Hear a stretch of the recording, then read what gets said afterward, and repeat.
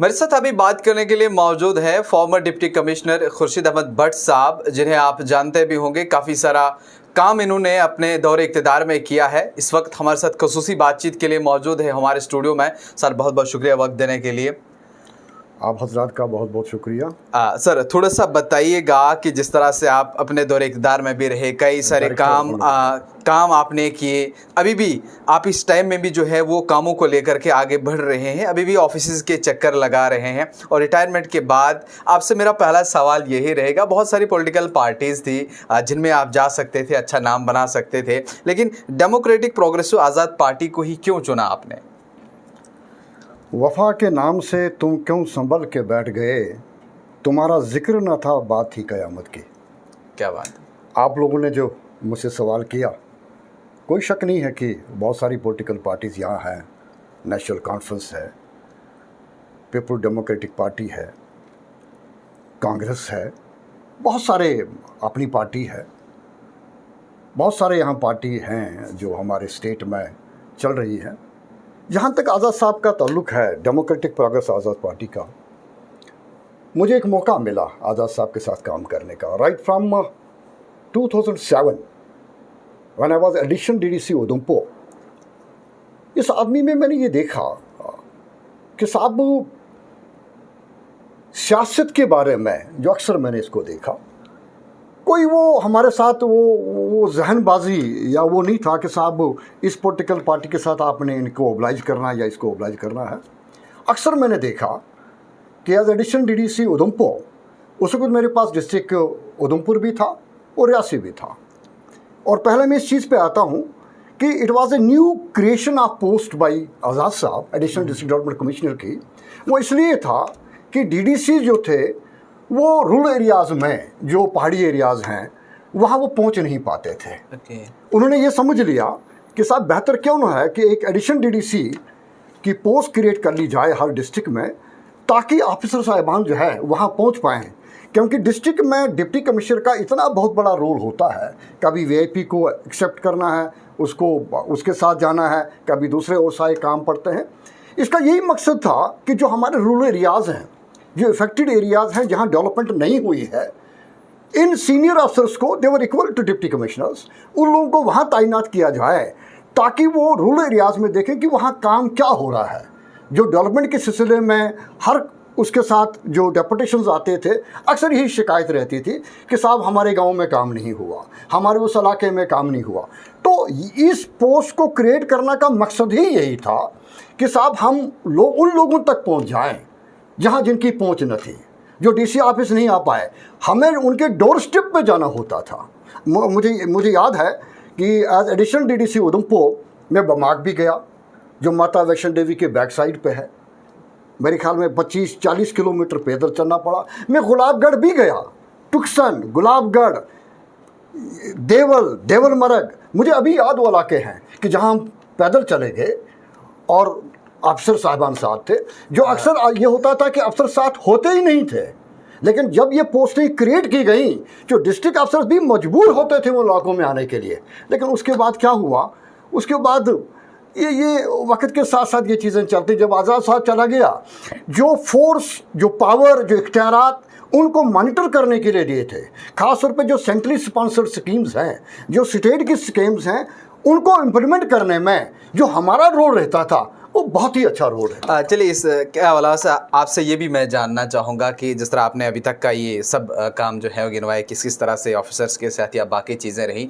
अब जो है इलेक्शंस आने वाले हैं, म्यूनसिपल के इलेक्शंस आने वाले हैं, क्या कुछ एजेंडा आपके पास है? क्या कुछ लोगों को आप रिप्रेजेंट करेंगे? किस तरह से उसकी क्या तैयारियां आपके पास है कि आप लोगों के सामने पेश करेंगे ये सब चीज़ें हैं, ये हमने एजेंडा तैयार किया? क्या एजेंडा है आपका उसके लिए? देखिए माजिद साहब, आपका कहना बहुत सही है। एजेंडा क्या है? ज़ाहिरी बात है, जो डेवलपमेंटल वर्क्स हैं, जो ऐसे एरियाज़ हैं जहाँ काम नहीं हुआ है, और म्यूनसिपलिटीज़ में ये होता है या कॉरपोरेशंस में कि वार्ड्स बने हुए हैं। अब बदकिस्मती क्या है कि वो काम नहीं हो पाए जो होना चाहिए था। ख़ास तौर पे हमारा जो चुनाव वैली का है, आप डिस्ट्रिक्ट डोडा को लीजिए, आप भद्रवाह को लीजिए, आप रामबन को लीजिए, आप बनहाल को लीजिए, आप किश्तवाड़ को ले लीजिएगा, डेवलपमेंट साइट्स में मैंने टेंडरिंग का भी देखा प्रोसेस, कि जो अलॉटमेंट होती थी जम्मू में, जो कास्ट ऑफ वर्क होता था वही जम्मू में है, वही रामबन में है, वही बनहाल में है, वही किश्तवाड़ में है। बहुत सारी डिफ़िकल्टीज़ हैं जो हमने देखा कि उसको हम रिजॉल्व नहीं कर पाए। बहुत सारे ऐसे प्रोजेक्ट्स थे जो हम दिल्ली नहीं पहुंचा पाए। मैं अपने किश्तवाड़ की बात करूं, फिर भी डोडा और भद्रवाह में बहुत सारे ऐसे काम हुए हैं, बहुत अच्छे हुए हैं, हम लोग भी कर पाए हैं, लेकिन उतना नहीं हो पाया जो हमें करना चाहिए था। तो इसलिए अब अगर जो म्यूनसिपल कमेटीज़ बन रही, हमारा एक ख्याल है, पिछली बार भी एक इंटरव्यू मैंने किश्तवाड़ में दिया था, मैं चाहता हूँ कि अच्छे लोग सामने आ जाएँ, पढ़े लिखे लोग सामने आ जाएँ, ताकि जिनका विजन हो वो उसी ढंग से चले। मैं आपको बताऊं, as director urban local body Jammu, मेरे पास ऐसा बहुत कुछ है जो मैं आज बताना नहीं चाहता हूं। जो स्टेट लेवल सैंक्शनिंग कमेटी में बहुत सारे प्रोजेक्ट सैंक्शन हुए हैं, बदकिस्मती यह है कि उनको बाद में इम्प्लीमेंट नहीं किया गया, बाद में उनकी सुनवाई नहीं हुई, बाद में किसी ने उनको पूछा तक नहीं। लेकिन मैं वो वक्त के साथ साथ लाऊंगा, अभी नहीं लाऊंगा। दूसरा यह है कि पिछली बार आज़ाद साहब का एक पैगाम था, बहुत अच्छा था, कि चुनाव वैली के लिए ख़ास तौर पर उनका एक विजन है, उस विजन के तहत वो आज चलना चाहते हैं, and at a right time वो उस विजन के बारे में बताएंगे कि वो चुनाव वैली के लिए क्या करना चाहते हैं। क्योंकि चुनाव वैली में एक ऐसा पोटेंशियल है जहां हमारे प्रोजेक्ट्स हैं, जहां हमारा बहुत कुछ है, लेकिन वो प्रोजेक्ट का जितना भी असासा है वो सब बाहर चला जाता है। इसलिए अनएम्प्लॉयमेंट है। ये नहीं कहूँगा कि साहब बहुत कुछ लोग लगे हैं, कुछ नहीं लगे हैं, उसमें क्या खामियां हैं क्या नहीं है, हम वक्त के साथ साथ वो सामने पब्लिक के सामने लाएंगे। And I hope as director urban local body Jammu, जो मुझे तजुर्बा उसमें हासिल हुआ है दिल्ली जाकर, मैं आपको एक बात बताऊं, हमारा एक ही प्रोजेक्ट नहीं था। मैं ये बताऊं आपका कि ये हमारा एक प्रोजेक्ट था, हमारा क्या पूरे जम्मू का, बहुत सारे वाटर आर्गुमेंटेशन के प्रोजेक्ट थे, जिसमें किश्तवाड़ का भी था, जिसमें कटरा का भी था, जिसमें बहुत सारे एरियाज़ हैं जिनके था। मेरे पास सब वो लिस्ट पड़ी हुई है।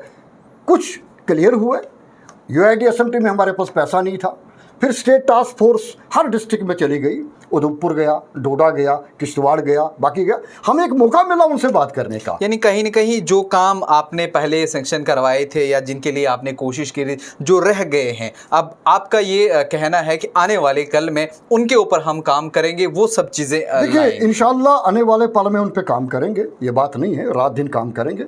मैं तो इसलिए चाहता हूँ अच्छी टीम आ जाए, लेकिन ये भी ज़रूर पूछूंगा, ये भी ज़रूर कहूँगा, मैं उन हजरात से गुजारिश करूँगा, मैं अपील करूँगा कि खुदा के लिए आप लोग बताओ, हमारे जाने के बाद या किसी और के जाने के बाद, आई am not so much perfect, हज़ार गलतियाँ मुझसे भी हो सकती हैं।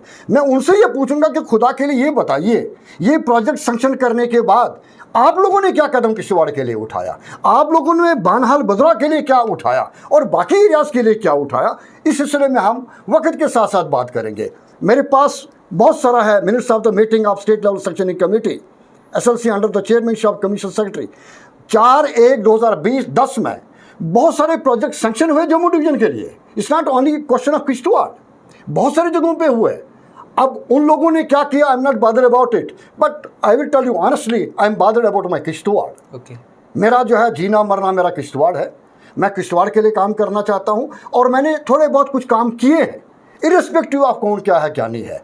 इंशाअल्लाह आप लोगों के ताउन से, आप लोगों की शहादत से, तो अपनी कोशिश मैंने जारी रखी है, और इंशाअल्लाह मैं चाहता हूँ कि अच्छे लोग सामने आ जाएं, पब्लिक के सामने आ जाएं, अच्छे रिप्रेजेंटेटिव आ जाए जो उस टोन की, उस इलाके की खिदमत कर पाए।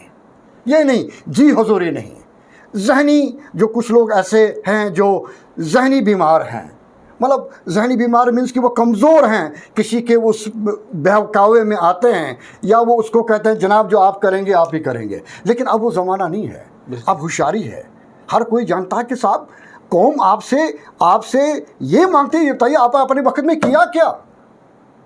आज प्रोग्रेस लोग चाहते हैं, आज लोग जहनी गुलाम नहीं है इतने जो पहले वक्तों में हुआ करते थे।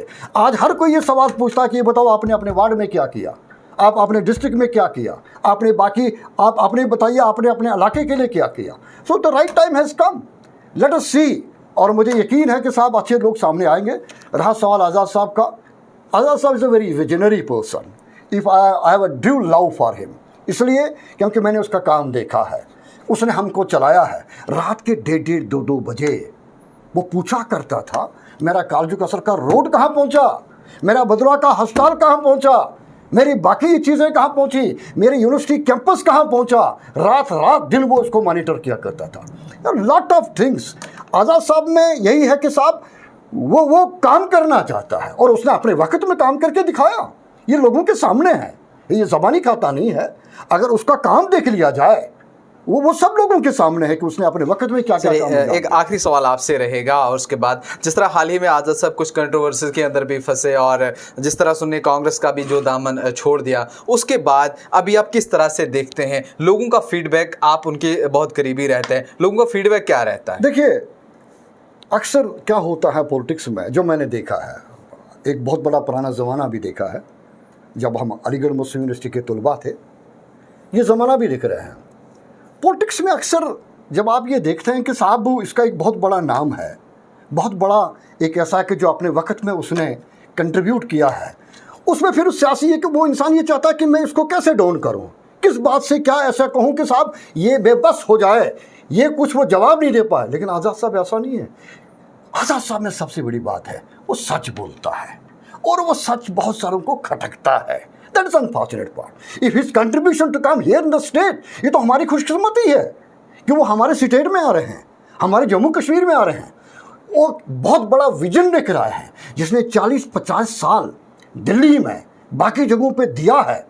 और मुझे याद है कि कितना वो पैसा एज अ चीफ मिनिस्टर अपने स्टेट्स के लिए लाते थे। अस्पताल उसने बनाए, मेडिकल कॉलेजेस उसने बनाए, बहुत सारी चीज़ें उसने की, सड़कों का जाल बिछा दिया। रूरल एरियाज में मैंने वही बताया ना, the post creation of additional DDC, उसका जहन में यही था कि गरीब तक हम पहुंच पाएँ, उन लोगों तक पहुंच पाएँ जिनके पास सुनवाई नहीं है। एंड सी टुडे आज़ाद साहब is going to even panchayats.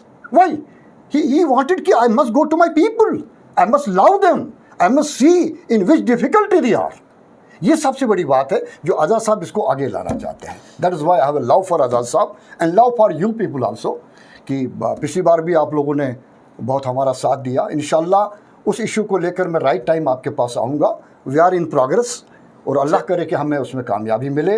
वो कामयाबी रामबन की भी है, वो कामयाबी डोडा की भी है, वो कामयाबी किश्तवाड़ के लिए भी है, उन लोगों के लिए है जो दूर दराज के लोग हैं, जो यहाँ तशरीफ़ लाएंगे और उसका मसला जो है हल होगा, वो रज़ाना होगा। चलिए, हमारे साथ बात कर रहे थे deputy commissioner, former deputy commissioner Khurshid Ahmed Bhat साहब। आपने इनकी ज़बानी सुना, क्या कुछ सवालात इनसे रहे थे और इनका क्या कुछ कहना था आज़ाद साहब को लेकर, और उसके बाद जब म्यूनसिपल के इंतखाबात होने हैं उनको लेकर के इनका एजेंडा क्या है, सारी बातें जो है वो आपके सामने रखी। आपकी क्या राय है कमेंट बॉक्स में ज़रूर दें।